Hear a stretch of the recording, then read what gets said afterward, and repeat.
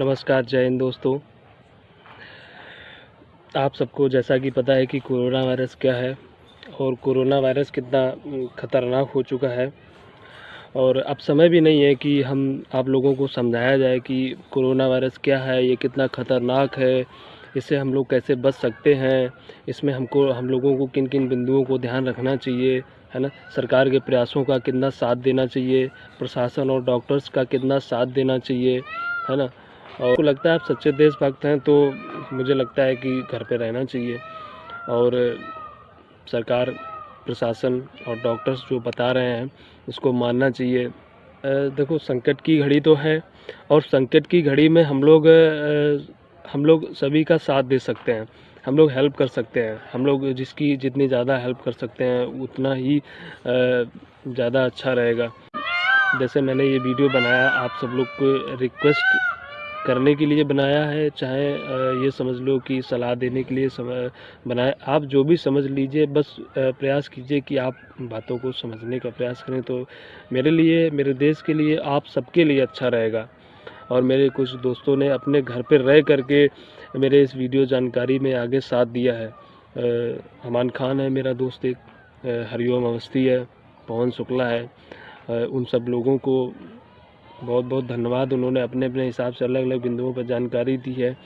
कृपया प्रयास कीजिए, उनको आप सुनिए, समझिए कितनी खतरनाक बीमारी है, आप लोग समझते हैं।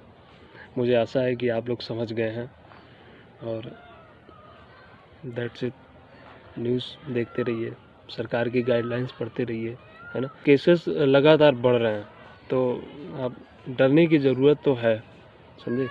और वीडियो जानकारी आगे आप देखिए क्या है, इन लोगों ने दी है, मेरे दोस्तों ने। धन्यवाद, जय हिंद। जैसा कि हम जानते हैं कि पूरे विश्व के साथ ही हमारा देश भी कोविड-19 से बहुत ही अच्छे तरीके से लड़ रहा है। इससे बचने के कई उपायों में से जैसे कि सैनिटाइजेशन, मास्क का प्रयोग करना या और भी अन्य उपायों के साथ ही एक उपाय है सोशल डिस्टेंसिंग का। सोशल डिस्टेंसिंग का मूल अर्थ है फिजिकल डिस्टेंसिंग, जिससे आपस में हम लोगों को किसी भी तरीके से एक दूसरे को नहीं छूना है, दूर दूर रहना है। हम लोग प्रायः जैसे हाथ मिलाते हैं और मिलते हैं, बड़ी गर्मजोशी के साथ मिलते हैं, तो थोड़ी देर के लिए, थोड़े दिनों के लिए गर्मजोशी कम रखनी है। चाहे किसी व्यक्ति को ये बीमारी हो या ना हो, हमें उससे डिस्टेंस मेंटेन करके रखनी है। प्रायः हम लोग बाज़ारों में जाते हैं सब्जी लेने के लिए या कोई भी सामान लेने के लिए, हम लोग एक दूसरे से एकदम चिपक के सामान लेते हैं, तो ये भी हमें नहीं करना है। 7 से 11 या 6 से 11 प्रशासन ने कई जगह छूट दे रखी है। कई बार लोगों को लगता है कि 6 से 11 या 7 से 11 कोरोना छुट्टी पे है, लेकिन ऐसा बिल्कुल नहीं है। हमें उस समय भी सोशल डिस्टेंसिंग का पूरी तरीके से पालन करना है।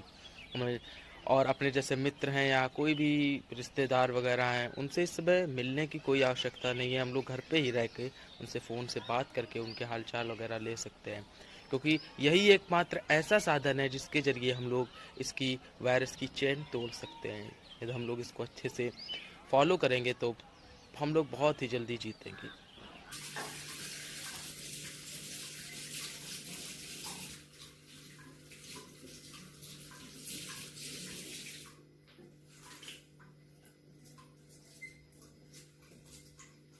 मित्रों, कोरोना वायरस से बचाव के लिए हमें अपने हाथों को डेली धुलना है।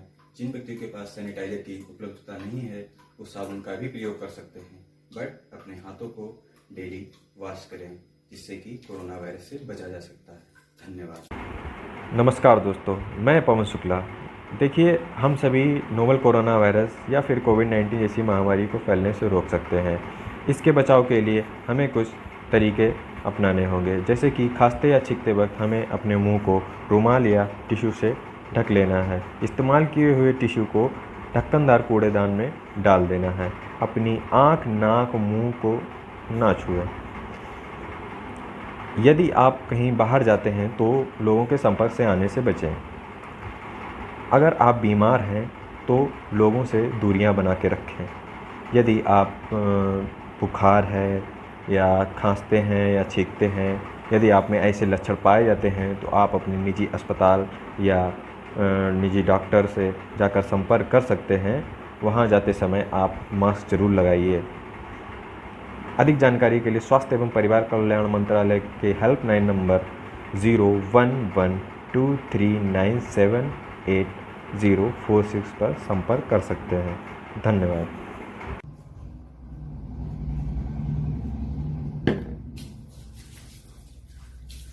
मित्रों, कोरोना वायरस से बचने के लिए हमें डेली सैनिटाइजर का प्रयोग करना है।